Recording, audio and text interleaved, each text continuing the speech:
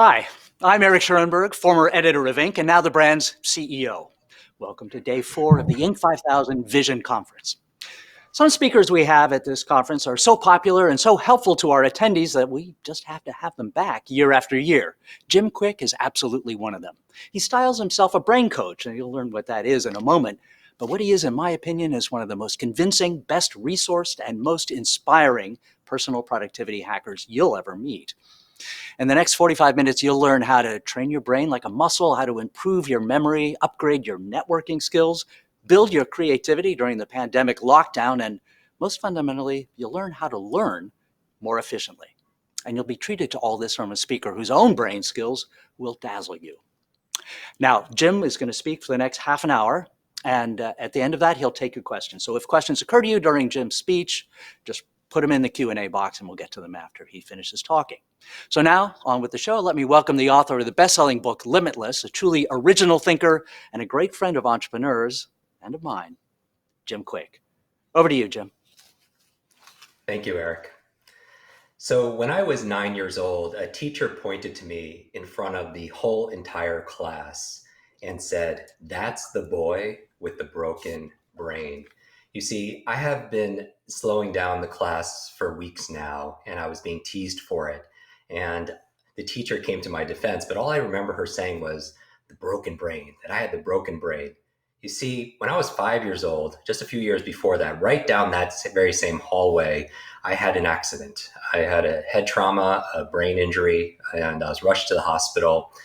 My parents said I wasn't really the same after that. And where I was very curious, very energized, very playful, after that I became very shut down. And where it really showed up was in school. And I had very poor focus, a very compromised memory. It took me 3 years longer just to learn how to read. Teachers would be surprised if I read a book in school, even through high school, much less wrote a book. And so I made it my life's mission when I went from below normal to above normal to be able to build better, brighter brains, to leave no brain left behind. And that's really our purpose. Last year at Inc. 5000, I had the privilege of sharing on the main stage and also in a masterclass workshop. And I do these demonstrations where I'll bring an audience up and I'll memorize all their names, maybe 20, 30, 40, 50 people. Or an audience will give me 100 words or 100 numbers, and I'll recall them forwards and backwards. But I tell people afterwards, I don't do this to impress you. I do this to express to you what's truly possible. Because the truth is, you could do this too. You just were not taught. If anything, you were taught a lie. And I talk in my book about these 7 lies to learning and productivity and performance. And a lie for me stands for something. A limited idea entertained. It's not necessarily true that you have a horrible memory or that you're not smart enough or capable enough or have the ability to focus. It's a limited idea that we entertain. And one of those things is that, you're too old or I'm not smart. And, here's the thing. This conversation we're going to have today is about transcending. It's about ending the trance, ending this mass hypnosis that says we need to be fixed, that there's something wrong with us. I believe in school is interesting. They teach you what to learn and what to remember. But what was the classes on how to learn and how to remember? I believe 2 of the most costly words in business are I forgot. I forgot to do it. I forgot to bring it. I forgot what I was going to say. I forgot that conversation. I forgot that meeting. I forgot that person's name. Every single time you think those words, you say those words, you lose credibility. You could lose trust. You could lose time. You could lose opportunity. You could even lose a sale. And so this session here is about upgrading the most important technology, the number one wealth building asset, which is your brain. Because I really do believe there are no limits. I wasn't born with this ability. In fact, when it comes to your memory, I'm going to give you a number of memory tips to level up your memory, because I believe memory can make entrepreneurs money. And here's the thing. There is no such thing as a good or bad memory. You heard that right. There is no such thing as a good or bad memory. Like right now in here, in the chats, how many of you came here today feel overloaded? Like there's too much to learn, too little time? Just say yes, right? How many of you came here today like to have a better memory? Just say me, right? How many forgot why you came here today? Have you ever done that? Have you ever walked into a room of your own home and just forgot why you're there? Have you ever read a page in a book and just forgot what you just read? And you go back and you reread it and you still don't know what you just read? How many of you feel like absent-minded, like senior moments are coming way too early? You misplace your wallet, your purse, your cell phone. You ask someone to call your cell phone so it rings somewhere so you can find it. Or your car keys, or if not your car keys, something much larger like your car. Where would I park my car? They're using your car alarm as like a GPS to figure out where you parked your car, and you realize you took Lyft or Uber that day. So these memory lapses really could cost us. So how can we be able to reverse that? How can we unlimit our memory? Especially people are saying like, Jim, you're talking about limitless. How do you become limitless in a limited world, right? In the world we're in right now. And my answer for all of you is we do it together, exactly here. We do it together. We have each other's back. We have each other's brain. So what I want to do right now is I encourage you to take notes. When we're talking about memory, what percentage of information do you feel like you lose after, let's say, 2 days of learning something? You know, you're here, you're learning. After hearing information once on a podcast, in a book, in an online conference, how much do you forget within 48 hours? Upwards of 80%. 80% is lost. And so they call that the forgetting curve. And so that's why this is very important. So make sure you take notes. And by the way, my favorite way of taking notes, a really kind of quick tip, take your piece of paper. And there's research done. How many of you prefer to handwrite notes? And how many of you like to do it digitally? Which one do you think helps people to understand and remember better? Now, while digital helps people to store information and then share it with other people, handwriting notes actually has been shown to help you actually understand the information and retain it better. So I want to encourage you to take out a piece of paper, put a line right down the page, and on the left side, I want you to capture, and on the right side, create. And this is a whole brain note-taking technique where on the left side, you're taking notes, and on the right side, you're making notes. Now, this is what I encourage CEOs, founders, entrepreneurs worldwide. Our online university, we have students in 195 nations. And so we get a lot of feedback. And on the left side is logic. You're like your left brain. You're capturing how to remember names. Jim, how do you read faster? You're writing the techniques down. On the right side, instead of your attention, your imagination, your right brain going somewhere else, I want it to go on the right side of the page. And what are you writing down? Your impressions of what you're capturing, right?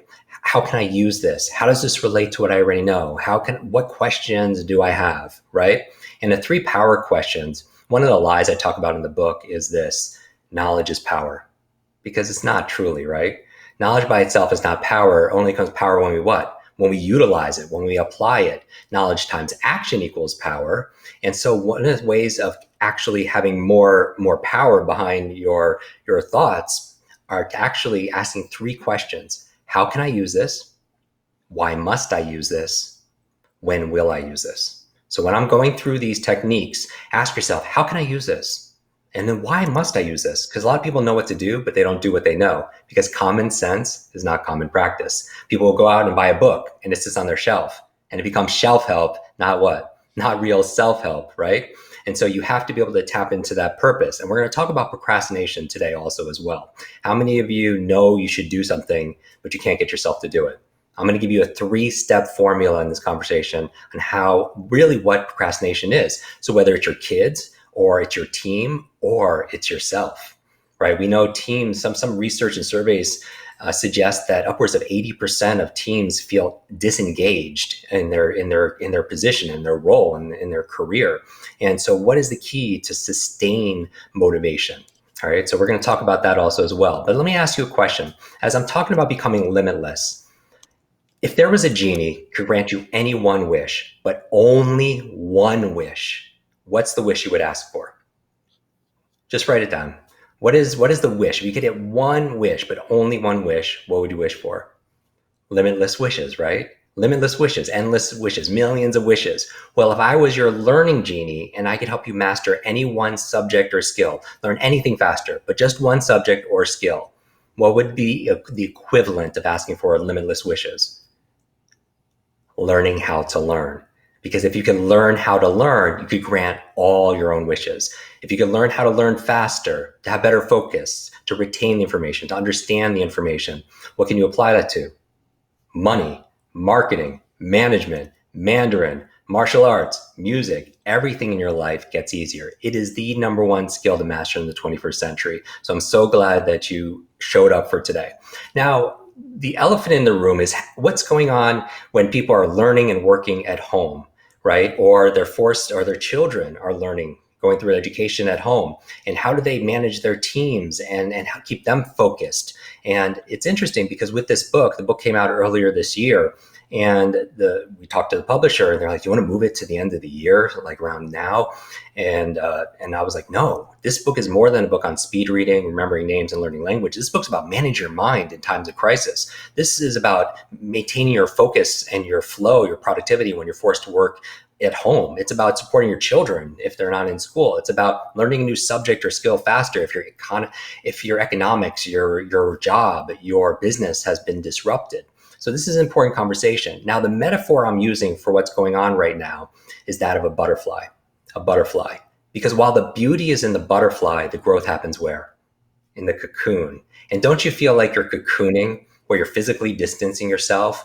So I'm going to share with you right now 5 quick things you could do to be able to come out of this cocoon with your brand, your business, stronger, faster, better. All right, stronger, faster, and better. Because while the caterpillar feels like it's the end of the world, it becomes that butterfly. But it's that creature's will to get out of the cocoon that builds the strength to be able to soar to new heights. And in Limitless, I have a quote from a French philosopher, says, "Life is the C between B and D." Life is C between B and D. You're like, "Jim, what are you talking about? That doesn't even make any sense." B stands for birth. D stands for death. C, what do you think C stands for? Choice. The power of choices. Your business, your brain, your body, your life is a reflection of all the choices you made up to this point. True or false? Right? The sum total of all the choices. And we always have that choice. You always have the ability to make a decision. And I believe that these difficult times can define us. These difficult times can diminish us, or these difficult times can develop us, but we decide. We always decide. So here are 5 things you could do while you're cocooning for you, your family, your team to come out of this stronger. When I'm done with this, I'm going to share with you the Limitless model, which is the core of this book. It's a 3-part framework for accelerated learning, and it becomes a lens to look at what keeps us truly limited and how do we redraw the borders and boundaries of what's really possible. It's also a framework for tapping human capital, because that's, as you know, the largest line item of any spreadsheet. And so how do you get the most out of your team? So here we go. 5 choices you can make while you're cocooning to come out of this stronger. I'm going to make them 5 C's. I tend to alliterate everything, use acronyms, simple memory devices so you can store it in your mind, even if you don't take notes. So the first C, rapid fire, is clarity. Clarity is power.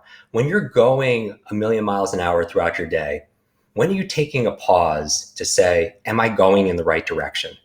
Am I going in the right direction? You don't want to, as Stephen Covey, 7 Habits of Highly Effective People, one of my favorite books. I'm going to recommend a number of books. It's interesting because I'm doing this because when I learned these skills and researched these, and I changed my life around 18 years old, I started to tutor. And one of my first students, she was a freshman in college. She read 30 books in 30 days.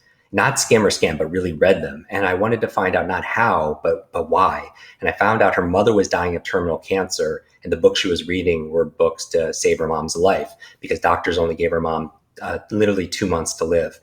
And I get a call 6 months later from this young lady, and she's crying. And I find out they're tears of joy that her mother not only survived, but is really getting better. Doctors don't know how or why. They called it a miracle, but her mother attributed 100% to the great advice she got from her daughter, who learned it from what? All these books. And in that moment, I realized if knowledge is power, then learning is your superpower. And that's where I started 29 years ago. I've been doing it ever since. Now, going back to this, clarity. How do you get clarity? You ask yourself a question. And the question I want you to train yourself to ask is this: what's most important to me in life? What's most important to me in my business? What's most important to me in my brand? What's most important to me in hiring? What's most important to me in my impact? Because that's going to give you your values. Because sometimes, as Stephen Covey says, you're going to climb the ladder of success, get to the top, and you're very efficient about it, but you find out it's leaning against what? the wrong wall. And that's not the goal. So solitude is a wonderful time for self-reflection. So ask yourself, what's most important to me in life? And the second qualifying question I want you to ask yourself, are my actions today aligned with those values? Are my actions truly aligned with the direction I want to go in these areas? Because here's the thing, how many of you, write it down, feel burnt out? How many of you feel burnt out? You feel overwhelmed, you feel exhausted. A lot of times people say they're burnt out because they're doing too much, but it hasn't been my experience talking to people that's truly the cause. Maybe you're not burnt out because you're doing too much. Maybe you're burnt out because you're doing too little of the things that light you up, the things that make you come alive, the things that you value. So you want to make sure your actions are aligned with those values. So that's clarity. The second C, the second choice you can make while you're cocooning to come out of this stronger and wiser and smarter, is that of care. Now, you know self-care is not selfish, and it's more important to take care of yourself and others than ever before. And here's the thing, it's not just physical hygiene, but also mental hygiene. Did you know that there's an algorithm to your mind? Just like there's an algorithm to Instagram and an algorithm to Facebook, that if you engage with just all the cat posts, you watch all the cat videos, you like all the cat videos, you comment, you share all the cat videos, what happens? The algorithm is going to give you more of what you engage with. But here's the thing, your mind has that same algorithm. So you want to make sure you stand guard to your mind, because if you're just watching everything that's dark and scary and threatening, because if it bleeds, it leads, and it hijacks your amygdala, right? And you're in fight or flight, the challenge is whatever you engage with, you get more of. And so and you have a limited bandwidth. And so here's the thing, if your attention's going there and it's feeding you more of that, then you don't have the bandwidth or the focus to focus on possibility, to focus on opportunity, to focus on things that you could be grateful for. But here right now, we're talking about your brain. I find that more people upgrade their apps and they got the new iPhone and they upgrade their technology more than they upgrade the most important technology, which is the human mind. And the faster you can learn, the faster you could earn. So how do you upgrade your mind? I'm going to give you 10 things right now you could do, and they're very tactical. 10 practical things you could do right now to really upgrade your hardware, your brain. And I teach this at places like the Cleveland Clinic, Center for Brain Health. I train their doctors, their caregivers, their researchers, their patients. And we find that 1/3 of your memory is predetermined by genetics and biology, but 2/3 is in your control. Isn't that exciting? 1/3 is genetics, biology, but 2/3, twice as much, is in your control and your influence. So here are the 10 things that move the needle. Now, I don't want this to be passive. I want you to make this something that's relevant to you. So what I want you to do in your piece of paper is I want you to write these down. Maybe in the Q&A, if somebody asks, how do I memorize them? I'll teach you how to memorize these 10 things. So many people know I train a lot of the TED speakers to memorize their talks.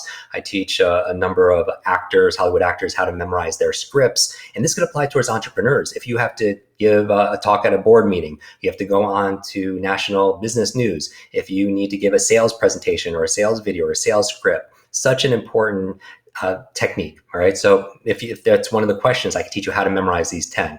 So here are the 10. But when I give it to you and you write it down, I want you to rate yourself on a scale of 0 to 10.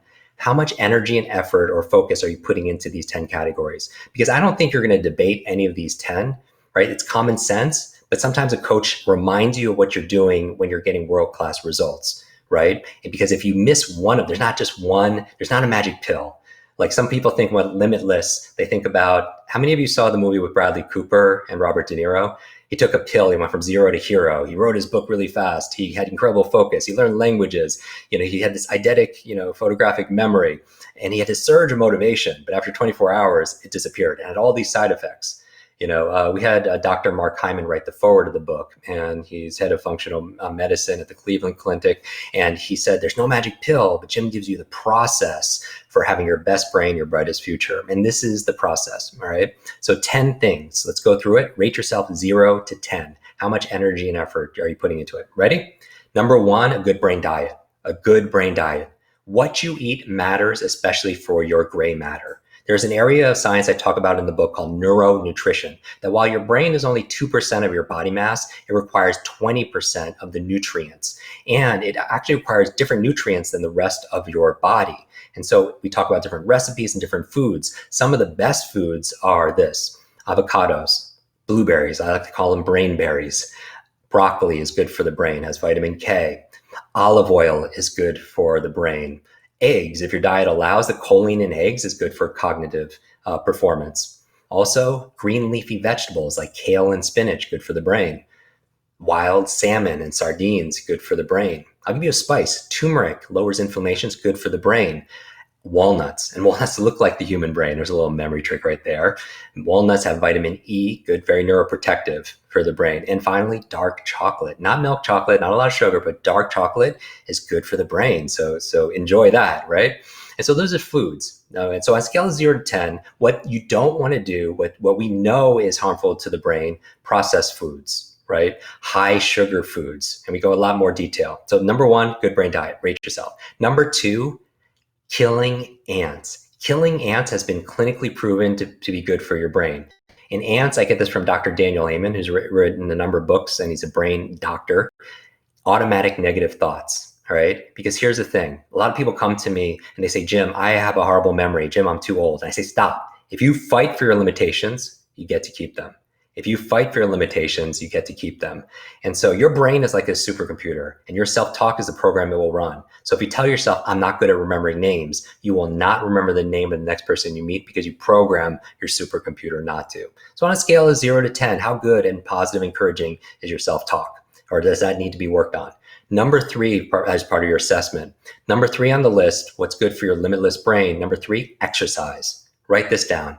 As my body moves, my brain grooves. As my body moves, my brain grooves.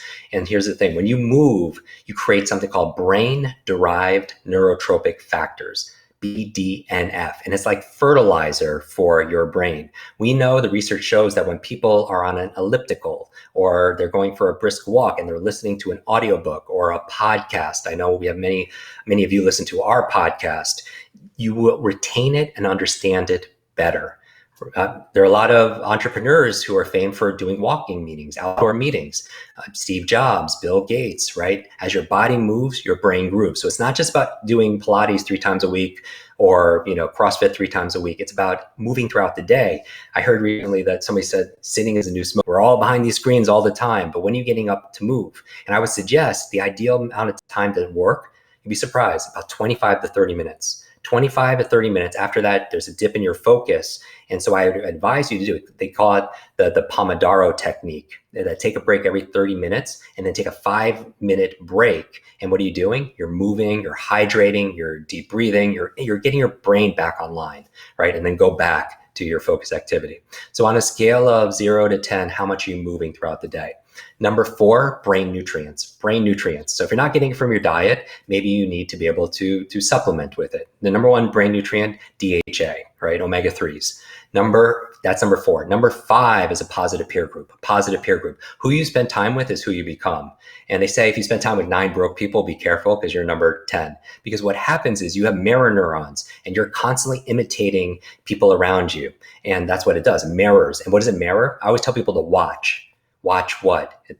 W stands for words, A stands for your actions, T, your thoughts, C, your character, H, your habits. First, you create your habits, then your habits create you, right? But we tend to imitate the people around us. And so make sure, are you around people encouraging, challenging, cheerleading for you? Or are you around energy vampires? Scale of 0 to 10. Number 6, clean environment. We know the human brain thrives in a clean environment, that your outside world is a reflection of internal world. You clean your desktop, you clean your desk, you have clarity of thought, right? On a scale of 0 to 10, how good is your environment? Number 7, sleep. Let's have a conversation about sleep. Tell me, share with me, how's your sleep last night? When you don't sleep the night before, how's your focus? How's your memory? How's your ability to solve problems? How's your mental endurance, right? You have all this, the mental fatigue. So sleep is important for 3 reasons for your brain. Number 1, it's where you consolidate short to long-term memory. So you have long-term memory issues, check your sleep. Number 2, it's also where you clean out plaque that leads to brain aging challenges. This is something that's near and dear to my heart because I lost my grandmother to Alzheimer's. When I was going through my issues, 5, 6 years old, she was taking care of me, and then I started to take care of her because there was this mental decline. And so we actually donated the proceeds of this book to education and also Alzheimer's research in totality. So that's actually number 7 is make sure you're getting sleep. The last reason you want to do is when you dream. And did you know some of the most amazing entrepreneurs and inventors came up with their ideas in their dream states? Mary Shelley came up with Frankenstein in her dream. Paul McCartney came up with the song Yesterday in his dream. Elias Howe created the sewing machine in a dream. So what are you dreaming about if you get proper sleep? That's number 7. So how's your sleep? 0 to 10. Number 8, brain protection. Wear a helmet. Obviously your brain is very resilient, but it's very fragile. Number 9, new learnings. And I'm preaching to the choir here. There was a study done. It was on the cover of Time magazine. I don't know if you saw it, on longevity. These nuns living 80, 90 and above. They found out half their longevity was their emotional faith and gratitude. The other half, they were lifelong learners. And because of it, it added years to their life and life to their years. So always be learning and schedule it. The best exercise, reading. Reading is to your mind what exercise is to your body. Schedule that reading every day. If somebody has decades of experience, they put into a book, and you can sit down and read that book in a few days. You could download decades into days. That's the number one advantage. If you see pictures of me on social media with Bill Gates, with Oprah, with Elon Musk, we bonded over books. Leaders are readers. The average person only reads 2 or 3 books a year. We like to get people doing 4 to 6 books a month, 1 book a week, 52 books a year. You can get a PhD or master's in any area and be able to do that. So that's number 9. And finally, stress management. Manage your stress. Chronic stress shrinks your brain. Chronic fear, actually, this whole area called psychoneuroimmunology makes you more susceptible to colds, the flus, the viruses. So on a scale of 0 to 10, how well are you handling stress? And what are you doing to cope? Is it meditation? Is it body work? Is it red wine? What are you doing? So those are 0 to 10. 1 to 10, what you could do to care for your brain. I'm going to go through the rest really fast. Number 3, third C, is contribution. Contribution. The antidote to this fear I was talking about, the chronic fear and stress, is contributing, right? How can you invest some of your time, your talent, your treasure to make a difference, especially now, with your brand, with your business, with yourself? And it can be something simple, like making food for frontline workers, be able to check in on somebody who might be more vulnerable, right? That's number 3. I believe the success formula is you learn so you can earn so you can return. Learn, earn, return. Number 4, after you have contribution, creativity. Did you know it was during the Great Plague that Shakespeare created some of his most amazing masterpieces? Macbeth, Antony Cleopatra, Sir Isaac Newton had to physically distance himself from London University when it closed, sitting underneath a tree. Apple fell on this tree. He created the theories of motion, the theories of gravity. So what can you create? What new departments in your business? What new marketing initiatives? What can you create? Or personally also as well. What do you want to write, music, and so on? And finally, number 5, capabilities. Everyone always said, I'll do that when I have time. I'll learn that. You have a to-do list, but you have a to-learn list. The future belongs to the learners, all right, and the creators. So what's on your to-learn list? And I think number 1, we have unfeathered access to podcasts, the world's information, to YouTube, right? So what can you learn? I think the number 1 thing, as we talked about, is learning how to learn. And you've heard these, how many of you read Lean Startup, Eric's book? The only way to win is to learn faster than anyone else, right? Jack Welch said, an organization's ability to learn and translate that learning into action rapidly is the ultimate competitive advantage. So learn how to learn. Finally, I know I'm talking really quickly. I want to end with a limitless model. I want to give you the limitless model, this framework for not only accelerated learning, but also for unlocking your and your team's highest potential. And I want you to take out a piece of paper and draw 3 intersecting circles. 3 intersecting circles. Some of you know it as a Venn diagram. So do this now. Now, the last M in this is the methods, your methods. And I'll explain it. People could just write it down and then we could show it at the end.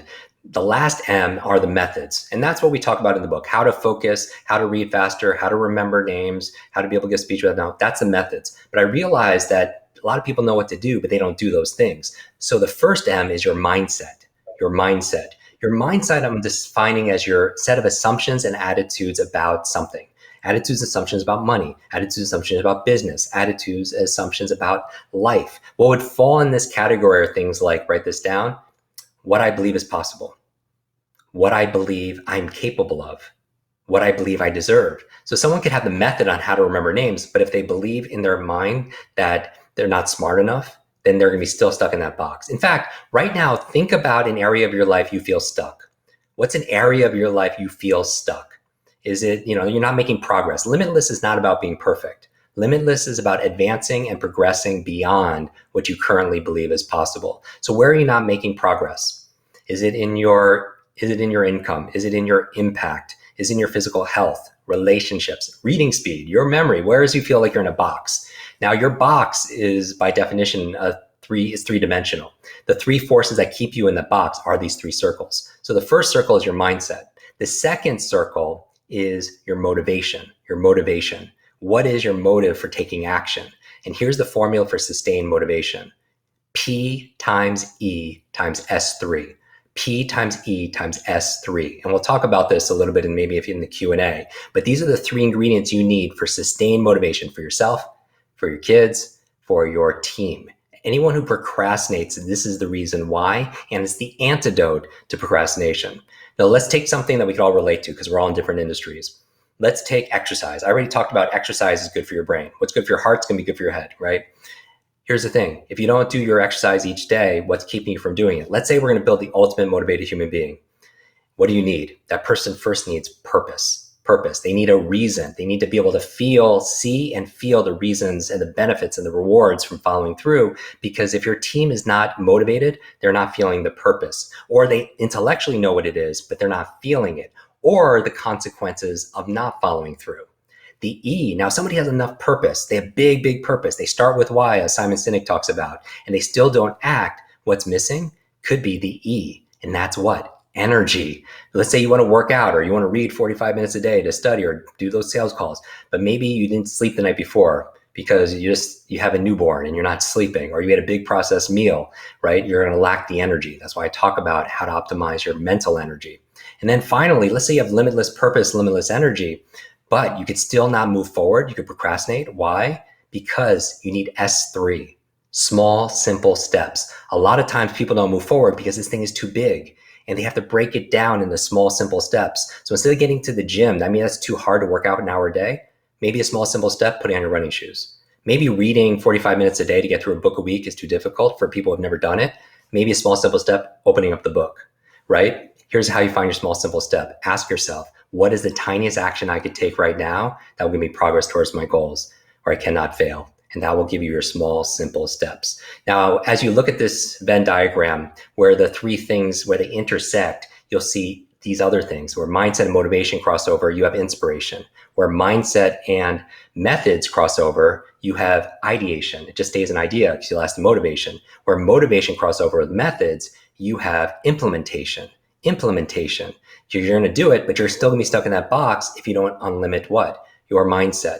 Where all three circles intersect right there in the middle, that's integration. That's where the magic happens. Integration, like integer, it just means who you are. It's just who you are. You're whole, right? And that's the limitless state. That's the goal and the promise of this work.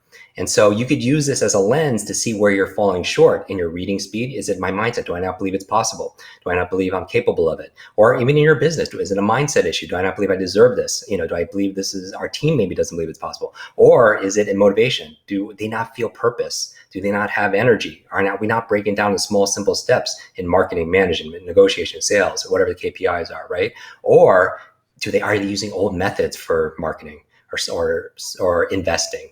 Or learning, reading and memory, those old methods that they used 50, 100 years ago that they still use today. The goal here is do not downgrade. The biggest mistake people are doing right now, do not downgrade your goals to meet this current situation. Upgrade. Do not downgrade your goals or your dreams to meet this current situation. Upgrade your mindset, your motivation, and the method you're using to be able to meet those grand goals and meet your destiny. So I want to thank you for listening to me share this limitless model. And I think now, Eric's a great time to take this rapid fire Q&A.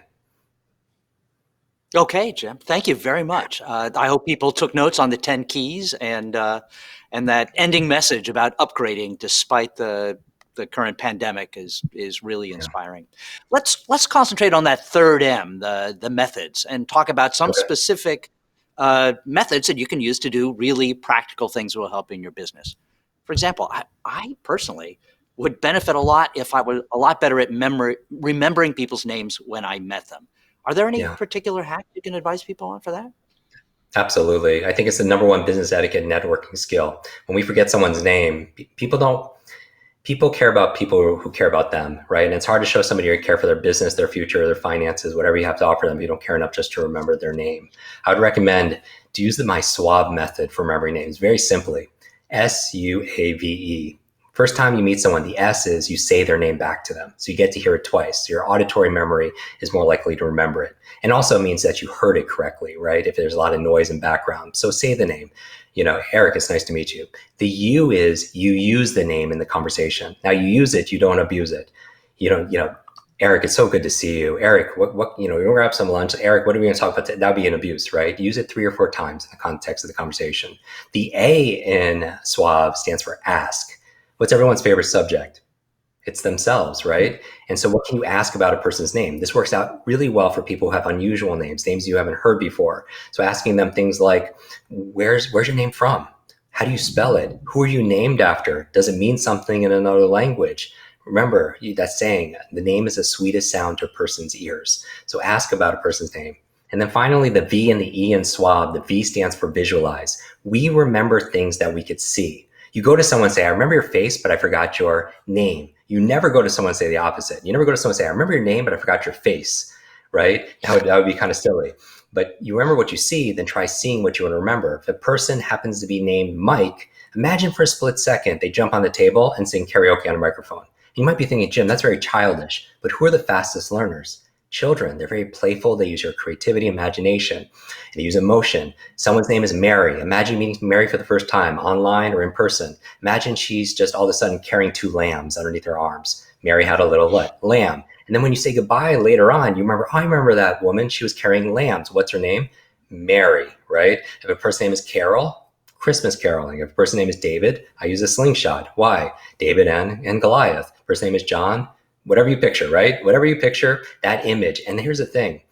Once you know the information, the pictures disappear. It's just overcome what I call the 6-second rule, 6-second syndrome. You have 6 seconds when somebody tells you their name to do something with it. Otherwise, it's gone. Finally, the E in SWAB stands for end. End the conversation using their name. Because if you could walk into a room and meet and say goodbye to 10 people using their name, who are they all going to remember? They're all going to remember you. And that's absolutely unforgettable.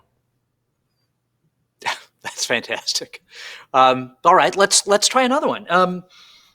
Do you have you gave us a lot of advice on how to keep your brain healthy. Do you have a particular routine in the morning that you follow to make sure you start the day on the right foot? I do. Yeah, so this is a great question. I believe first you create your habits and your habits create you. If you want to win the day, you have to win that first hour of the day. And it's really important because now a lot of people working remotely, they're working at home, and they can't separate, are they working from home or are they living at work, right? And what's so important, another C, a 6C, is consistency. Having a routine that really helps bring out the best of you. Now, everyone has their routine. Oprah has hers, Tim Ferriss has his, Tony Robbins has it. Mine is all about getting the brain right. So the first thing I do when I wake up is I remember my dreams. There's a 6-step process I talk about in my podcast. You could just search Jim Kwik Remembering Your Dreams on how to remember your dreams because I want to mine that treasure. Second thing I do for my brain when I wake up is I make my bed. And you're like, Jim, what does that do with your brain? How you do anything is how you do everything. You train your brain to start with excellence. So you start taking that excellence into other activities. Also, your brain loves a clean environment, as we said. How good does it feel coming back to a well-made bed? Third thing I do is I hydrate. Did you know you could lose up to 1 pound of water through respiration and perspiration when you sleep? So just staying hydrated will boost your thinking speed and your reaction time 30%. That is a huge lift. 30% just staying hydrated. I also take my probiotics because we want to take care of your second brain. Next thing I do is I do a quick 3-minute workout. There was a study done at Appalachian State University saying, when's the best time to work out for weight management and deep sleep? And they said, was it 7 a.m., 1 p.m., or 7 p.m., morning, afternoon, or night? And they said it was actually in the morning. And you don't have to I don't do my full workout in the morning, but I get 3 minutes in. And they found that not only is it better for weight management, but also 75% deeper sleep. So I get that in. Another thing I do in the morning is I brush my teeth. You're like, Jim, what does that do with your brain? I challenge you to brush your teeth with the opposite hand. What does it do? It builds the opposite side of your brain. As your body moves, your brain grooves. So just try it. But the other thing it does, it trains you to be present. It trains you to be in the moment.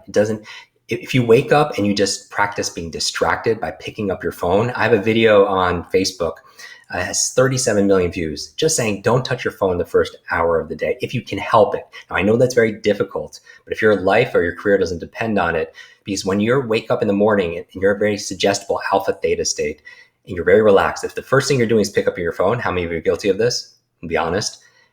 Every like, share, comment, ring, ping, ding is retraining your brain, rewiring it to be distracted. And you wonder why you can't focus when you need to study. You can't focus when you're in a meeting. You can't focus when you're in a conversation or something you just read, because you're training your distraction muscles first thing. And focus is like a muscle. So you want to train it. But the other thing it does, not only rewires your brain for distraction, it rewires an entrepreneur's brain for reaction. And you cannot build a quality day and win that day if you're just on the defense. Every voicemail message, social media message, text message, voicemail message, it could hijack your mind and your mood throughout the entire day. So you don't want to start by fighting fires. You want to fight proactively going forward. So don't touch your phone. And then another thing, really quick, take a cold shower. I would challenge you entrepreneurs to take a cold shower. Cold therapy is so good for your brain and your body. It reduces inflammation, and you don't have to take a cold shower. You can do 10 seconds cold, 10 seconds warm. It resets your nervous system, it lowers inflammation that can lead to challenges, and it's an awesome nervous system reset. So those are just some of the things that I do in the morning. And it doesn't take time. Taking a cold shower actually takes less time. Brushing your teeth takes the same amount of time, right? 3 minutes to do some jumping jacks or some squats, being a little physically active. It's not time consuming. It actually will make time in energy and productivity later in the day. Wow. All right. That's really helpful. A couple of viewers asked the same question, is about tips for reading faster. So I believe I mentioned that if knowledge is power, reading is your superpower. And I think it's the most important skill to have right now, because did you know that about 4 to 5 hours a day, you're processing information, and so is your team, handling the written word, online business plans, books, news, everything, social media, it's all written, right? And so 4 or 5 hours a day, if you could just double your reading speed, you could save what? 2 hours a day. What's 2 hours a day over the course of a year? Well, actually, if you save 1 hour a day, let's do simple math. 1 hour a day over the course of a year, 365 hours. How many 40-hour work weeks is that? 9. Over 9 weeks of productivity you get back, or your team gets back. 2 months of productivity you get back, saving 1 hour a day on something ubiquitous like reading. If 4 or 5 hours a day is spent reading, that means half of your team's salary is being paid just to read. So it is a big needle mover, right? It's a lead domino as you think about it, because it's where you can get the maximum results. So learning how to be more efficient with your reading. I'll give you one tip as you're reading. Use a visual pacer.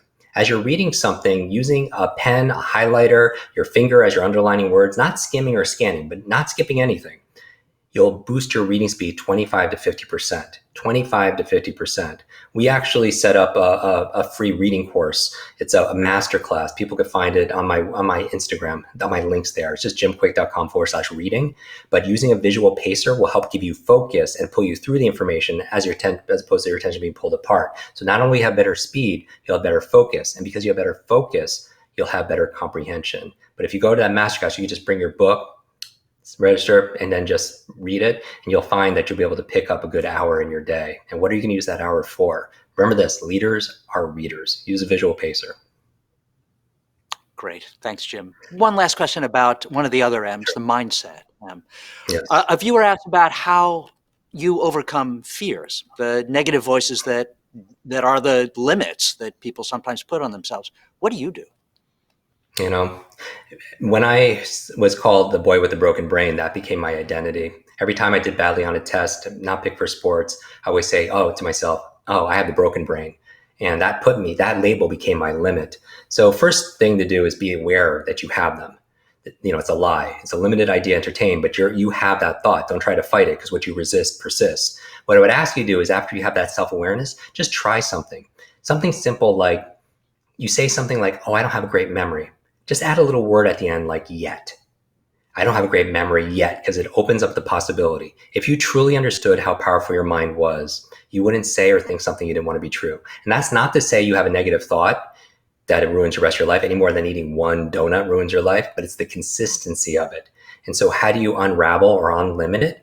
First, become aware of it. Second, just audit that internal talk, because your mind is always eavesdropping on that self-talk, and change it. So you do it and then you change it and replace it with something more powerful, even adding doubt to it. I'm not smart enough yet. I don't know how to do this yet. And it just opens up a whole new world. Great. Well, let's leave it there. We may not be our brains may not be as facile as yours are yet, Jim, but now we know how to work on it. Thanks very No, much for I being part of the Vision Conference. We'll see you around, and thank you all for attending. appreciate you all.